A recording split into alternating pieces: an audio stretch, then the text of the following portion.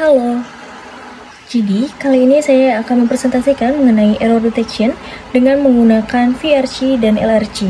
Tapi sebelumnya izin saya memperkenalkan diri terlebih dahulu.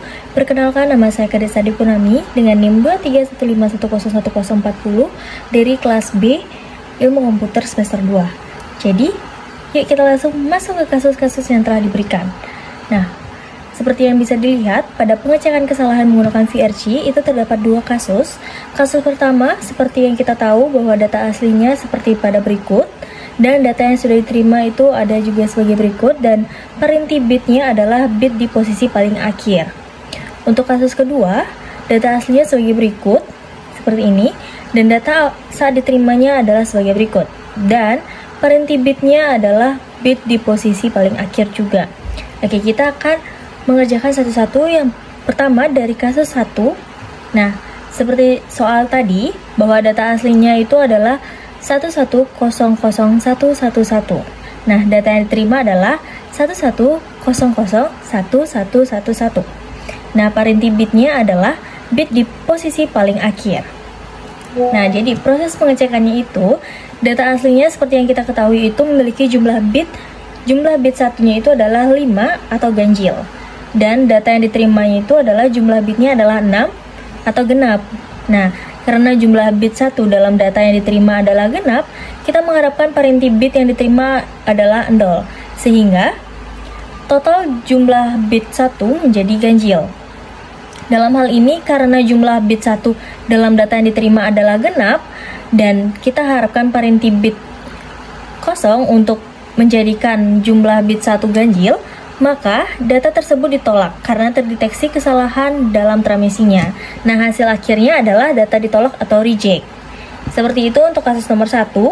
Selanjutnya untuk kasus nomor 2, dari data asli yang sudah kita ketahui dan data yang diterima yang sudah kita ketahui serta perinti bitnya adalah bit di posisi paling akhir, maka proses pengecekannya adalah seperti yang kita tahu di atas bahwa data aslinya itu seperti berikut. Maka jumlah bit satunya adalah 5 atau ganjil, dan data yang diterima itu jumlah bit satunya adalah 6 atau genap.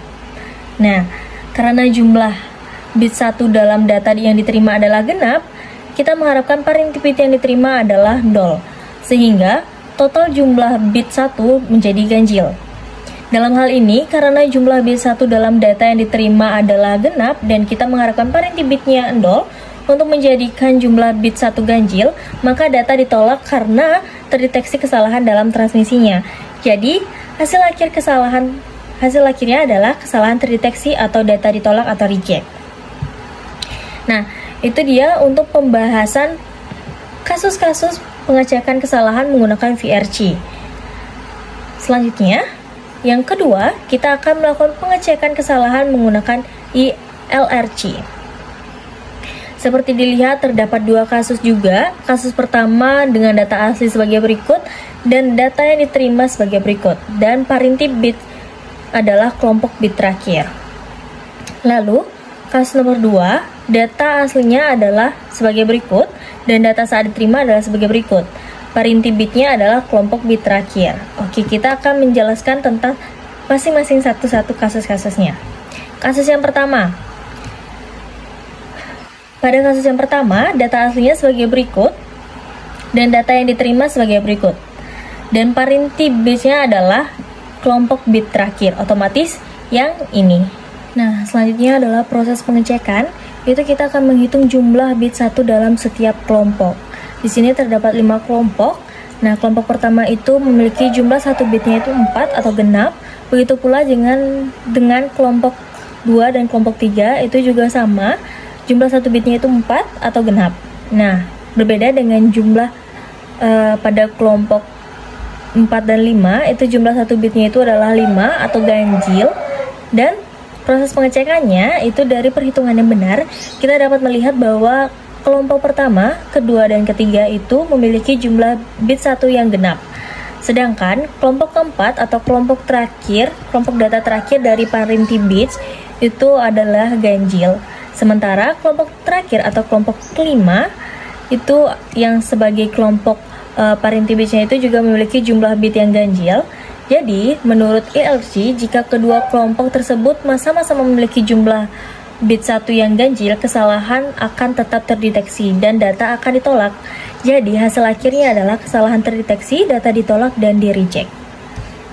Selanjutnya, kasus kedua. Seperti yang kita lihat, ada data asli, data yang diterima, dan parity bitnya. Selanjutnya, pada proses pengecekan, sama seperti kasus pertama, kita akan hitung jumlah bit 1 dalam setiap kelompoknya. Ini ada 5 kelompok. Kelompok pertama itu jumlah bit 1-nya itu adalah 4 atau genap. Begitu pula dengan kelompok 2, kelompok 3, dan kelompok 4, seperti yang bisa kita lihat. Nah, selanjutnya, kelompok 5 dan parity bitnya itu adalah jumlah 1 bitnya itu adalah 5 dan ganjil. Sehingga dari perhitungan tersebut kita dapat melihat bahwa semua kelompok kecuali kelompok terakhir, kelompok parity bit itu memiliki jumlah bit yang genap, dan kelompok terakhir memiliki jumlah bit yang ganjil, yaitu kelompok 5. Sesuai aturan LRC, jika semua kelompok kecuali kelompok data terakhir atau kelompok parity bitnya itu jumlah bitnya adalah genap, dan kelompok parity bitnya itu jumlah bitnya adalah ganjil, maka data akan diterima. Sehingga hasil akhirnya adalah data tersebut diterima atau accept. Jadi itu adalah pembahasan dari dua kasus pada penggunaan LRC. Nah, kesimpulan yang dapat saya ambil adalah dari dua metode pengecekan kesalahan ini, kita dapat menyimpulkan bahwa keduanya memberikan keandalan tambahan dalam mengirim data. Dengan memahami cara kerja VRC dan LRC, kita dapat memastikan integritas data yang dikirim dan mencegah kesalahan yang mungkin akan terjadi. Saat ini, kita terus maju dalam teknologi. Pemahaman tentang metode pengecekan kesalahan seperti VRC, LRC, itu sangat penting untuk memastikan keandalan sistem komunikasi kita. Baik itu dia pembahasan dari error detection dengan menggunakan VRC dan juga LRC yang dapat saya sampaikan.